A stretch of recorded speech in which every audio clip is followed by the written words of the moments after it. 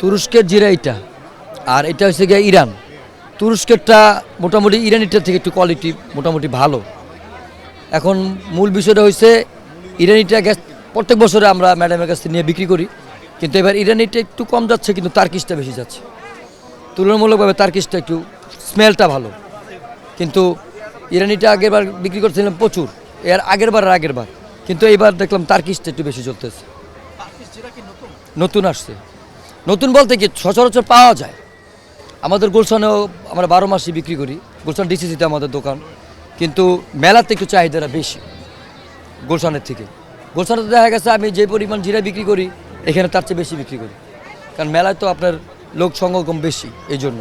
ওদের স্বপ্ন পূরণে পাশে থাকতে পেরে আমরা গর্বিত।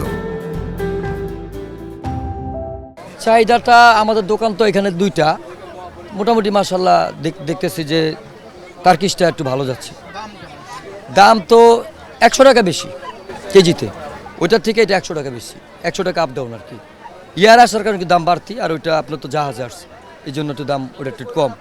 তুর্কির জিরা বলতে জিরা সব একই, জাস্ট ইরানি জিরার বৈশিষ্ট্য হলো এটা যত পুরনো হবে তত এটার স্মেল বাড়বে, আর তার্কিশ জিরার বৈশিষ্ট্য হলে প্রথমে ফ্লেভারটা প্রথমেই পাবেন, কিন্তু এটা আস্তে আস্তে ফ্লেভার কমে যাবে, কিন্তু ভাজলে এটার ফ্লেভারটা পাবেন।